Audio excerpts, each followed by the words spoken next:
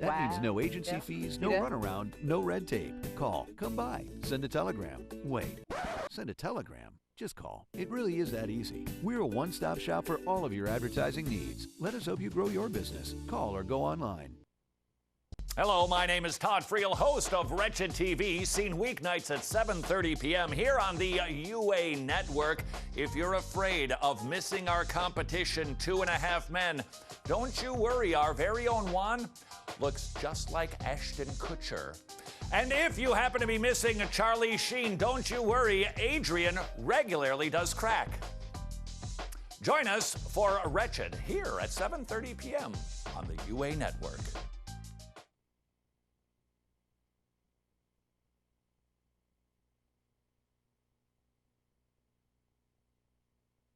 Hey, listen, how are you? I know you're good. I'm glad, you're glad. It's a wonderful day to be alive. How about that? Listen, if you woke up stressed, if you woke up just going through some issues, you know how we do at the Cater to You show. This is all about relaxation. It's about reality and releasing. So I want you to release that stress right now. This is what we're going to do. We're going to do a little exercise, okay? So if you're just going through and it's deep, you're having challenges, you just need to breathe. So let's just take a few seconds and breathe in, breathe out. Come on, let's do it one more time. Breathe in, breathe out.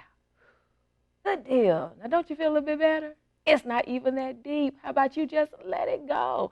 I know one thing. If you put a smile on your face, that little situation or that irritation that you're going through, just smile your way out of it today because it's a lovely day to be alive, right?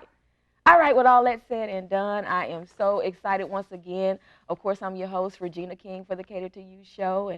And listen, we're going to get ready to get into one of the phenomenal topic today. I'm excited for my special guest. That's a family member of mine. I'm just so proud of him. Today, we're going to get into this topic of his book, and I want to get it right. Cheaters, Breakups, and a Love Worth Finding. Yes, that's exactly right. We're going to talk about Dr. Marcus D. King's book, Cheaters, Breakups, and a Love. Catch that word, love. A love worth finding. Because how about in relationships, you can just feel what we're going to be talking about today. It's all kinds of relationships. And in that thing, he's going to break it down. What is the purpose of this book? What message does he want to get out about this book? Because that's a pretty deep title. It's going to cover some areas. Because how about after you've been cheated on, or if you were the cheater, or if you've broken up in a relationships, you need to know what is the love. What is this love worth finding? Because I done went through some stuff. I don't want to be in a relationship anymore. The breakup or whatever, it was too catastrophic. But how do I get to that love worth finding so I can stop all this cheating and stop going from one relationship to the next? So are you ready? Let's get into it. So with that said, I'm just excited today with Dr. Marcus D. King. This is my brother, okay? Yes. This is my baby brother, okay? I was doing an exercise. You I were was doing the thinking about exercise? that, but I had to check my breath because if I would have breathed out, I might have to wake me up on the set. Okay, you was breathing in, breathing out too, right? Did you get your stress removed? I guess I did. Good deal. Well, like I was telling the viewing audience, we're going to talk about your book today. Right. And I'm so proud, we have it right here and standing up, when Matt gets that chance to, to hone into it. But cheaters, breakups, and a love worth finding. And let's talk about that. Where did the topic of this book come from? Well, I've been preaching, ministering for over 20 years, and so you have so many counseling sessions with single people, married people, divorced people, all those things. Yeah. And so it really came one particular time I did a sermon series. Okay. And I always do relationship stuff from time to time at our church because that's one of the things God created us for, relationship. Right. From some form of fashion. So instead of just talking to people, I can't reach everybody. I can't sit down with every single person. So I figured I'd just put it in a book and deal with those cheaters, breakups, and love worth finding because that's a major deal in life today with so many people dealing with relationships in those three areas. Wow. So that's really the nutshell of what the book is going to be about with those types. Now, I mean, even when you were thinking about the topics of it, this, something just hit you one day or, in some counseling sessions as well. Okay, I got to put this in a book. You know what I'm saying? So I got to put this on some paper because looking at it, someone would look at it and talk about, oh, well, what does he know, about cheaters? Has he ever been through anything? Cheaters. He could sit up there and talk about it, but what does he know about breakup? How he gonna tell me? You understand what I'm saying? So what do you say about to those people? Well, that's most of the problem anyway, because most people don't want to listen to nobody. Okay. And then they're the main ones that need the most help. Mm. Because, your pride won't let you listen to certain people. They're single, they married, they ain't been through this. I mean, at the end of the day, you don't have to go through everything what everyone's gone through. But, counseling people through the years and actually going through several things myself, dealing with things myself, there's something. But, Daddy say all the time, you can learn anything. You can learn something from anybody, even a fool. You can learn what not to do. Right. So, right. I mean, I don't really care about that part. I mean, Amazon.com has been had as a bestseller. Okay. It's on #1 list in a couple of other areas. And actually, the most people who buy it are married people. Wow. That's been the main deal because most of them struggle today. Of course, with the marriage rate being what it is right now, divorce rate being what it is, should I say, and people are struggling in relationships. Period. Yeah. And so there are some basic principles for any relationship that you have that I cannot address. So what are your principles? What basic principles? What is your foundation for giving that advice or pointing them to the right directions to help them, if they're struggling in their marriage? Well, I mean, of course, the Bible is the basics. I mean, you understand in the Bible, two of the people who wrote the most about marriage and relationships were both single. That's Jesus and that's Apostle Paul. Come on. And then you also see Solomon, but he had 700 wives, 300 girlfriends. 700. That's a and lot. he's still, in his book, talking about who can find a virtuous woman. I mean, you still see, people had issues. He's the wisest dude to ever live. Right. And so it's like, nobody has this thing down. We always trying to figure it out. And once we think we got it all together and we don't need God, that's why we keep on having problems. Right. And I love what you just said because, even in those who say that they sought the Lord, for that husband or that wife, I know God told me to marry them. So, but why we having all these challenges right now, then they going back thinking again, did I really hear? Now, does that help somebody today, even in that marriage, if we struggling, does that mean I need to get out? You understand what I'm saying? Yeah, I mean, most of the stuff that deals with when you're in a relationship, it starts with your mindset before you got in a relationship. Okay. So a lot of times we're trying to fix the car while we're driving it, trying to change the hood, underneath the hood and fix the engine while the car is in motion. Yeah. And that's what people usually do rather than stopping, checking out the car. Should I get in this in the first place? Right. Should you be a passenger? Because if we start driving and we near a cliff, I don't need to be arguing with you because both of us going to fall over. Wow. We need to evaluate stuff before we get into it, and that's what the Bible talks about. Don't be yoked together with unbelievers, and that's not just with people who aren't saved. That's good. Being unequally yoked is dealing with people. Do y'all even like any of the same thing? Do you like each other? Yeah. Were you just doing this because of sex? And we deal with Christians all the time. Yeah. I mean, well, Christians don't deal with that. Well, I think you better go check and see what happens because that blinds us a lot of times. Right. So when we're going back to start talking about how do we deal with this, what do we need to do? One, we need to see, did God put you that, did God allow you to be in that in the first place? He can allow it, but was that his preferred choice? Did you violate principles? Did you do what you wanted? And now you're trying to corral together all the things and trying to ask God to fix your mess. Wow. And so sometimes some stuff is just not from God. Yeah. What God has joined together, let no man put asunder. Right. But the question is, did God join it together? That's good. And that's where we get in trouble. And even if he did join it together, when the challenges come, how do they work through that thing? Since we're talking about breakups, because there's a lot of breakups, in your book. I'm sure you're covering it. You know, even in the challenging relationships, sometimes, we'll break up, but then that doesn't mean that we can't reconcile. Yeah. You understand what I'm saying? So how do they handle that part? I mean, when you look at the book, The Cheaters, Breakups, and Love Worth Finding, and you deal with the whole point. I start off dealing with cheaters, and I deal with cheating women. And that's interesting to me. I deal with cheating women because, we look at society. In my time, we look at cheating. First thing we talk about is a man cheating. But the Bible, I got to preach the whole Bible. I can't just preach what's comfortable. Right. And so the whole Bible, we look at Proverbs.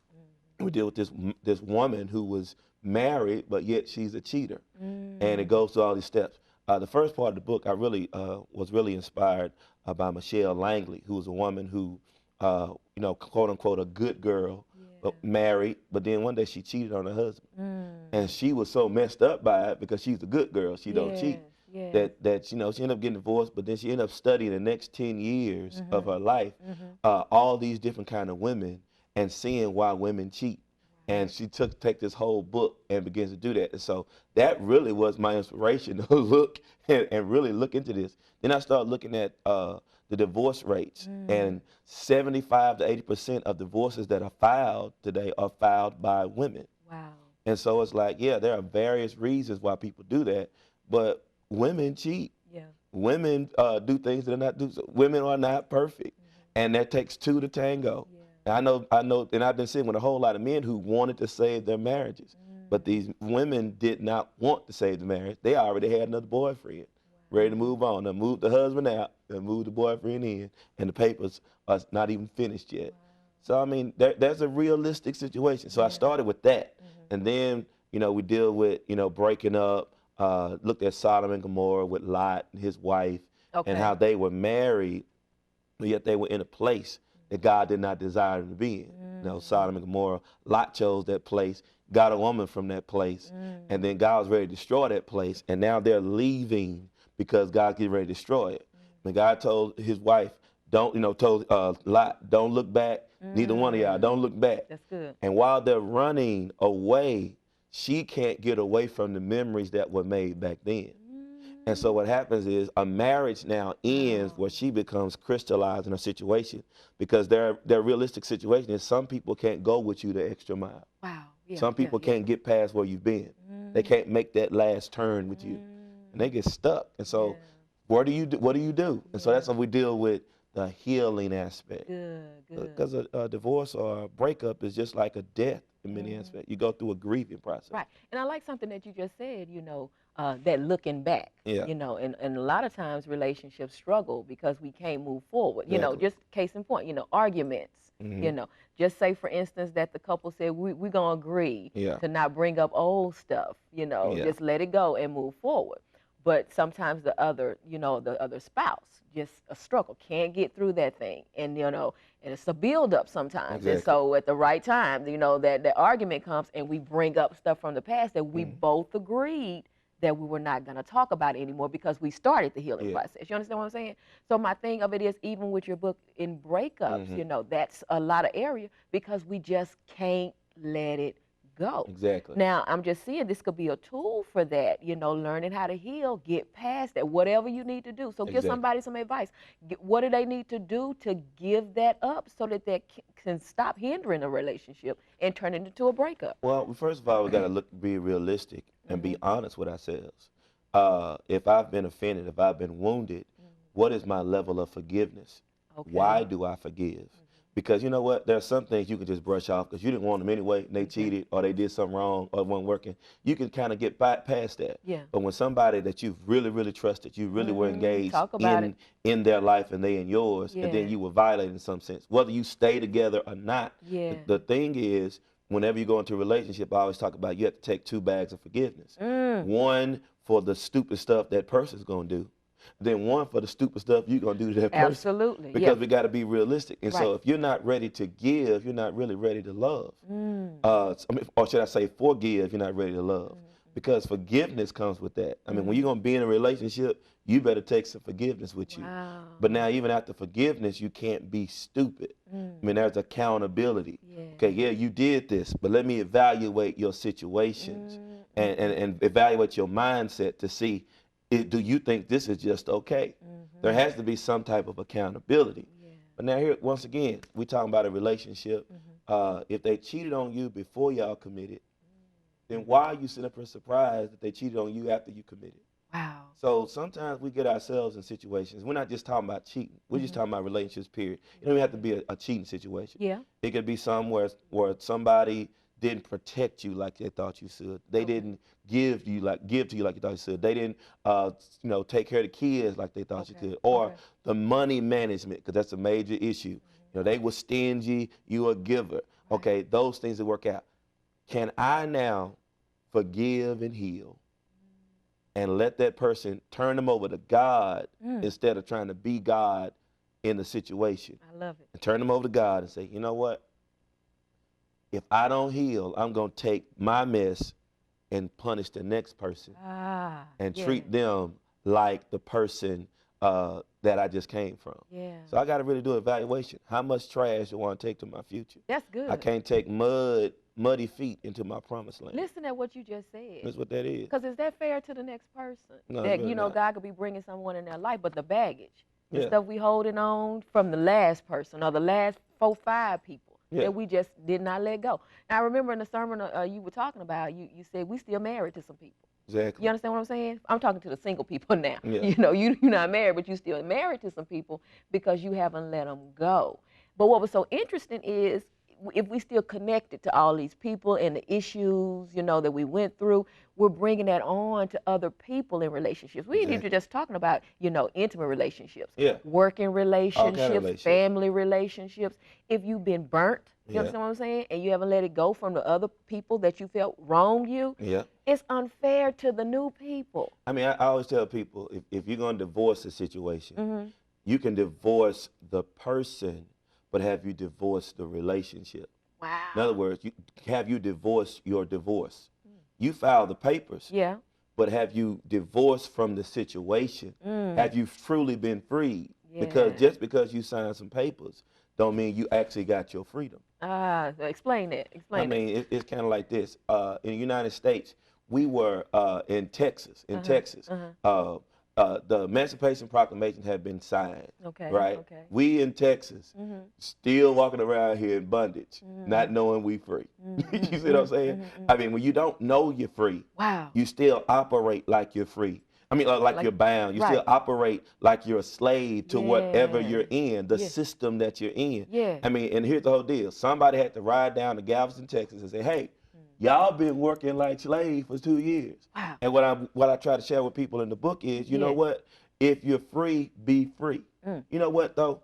You know what God had to do when the children of Israel were in bondage for 400 years with Pharaoh in Egypt. You know what God did? He sent Moses into that situation. And when he delivered them, check out what he did. He did not take them straight to the promised land. He took them another way because he knew they were not ready to deal with more conflict. Come on. And so sometimes God has to wean us out of a situation. But what we don't do is allow God to wean us. What we do is we already plan our next relationship, start dating another person while we still with this person we finna get rid of. That's true. And then we have no weaning process. And we walk and we still wander 40 years in the wilderness when we were 11 days away from the promised land. 11 days. You know what I'm saying? So we keep on having problems. And listen at what you're saying. You're saying some good stuff, okay? Right. But listen at what you're saying, though. We haven't given ourselves time to wean. Yes. So that means that we still longing for some stuff. Exactly. We carrying it over to the next. We already planning for the next relationship. We're about to build and get together. We ain't let the other person go. But when you get into the next relationship, you still empty in some area. And that's what Love What Finding is about. Good deal. See, Love What Finding is not about finding another person. Okay. See, if you've been cheated on or broken up, then right now you don't need to be finding another love. The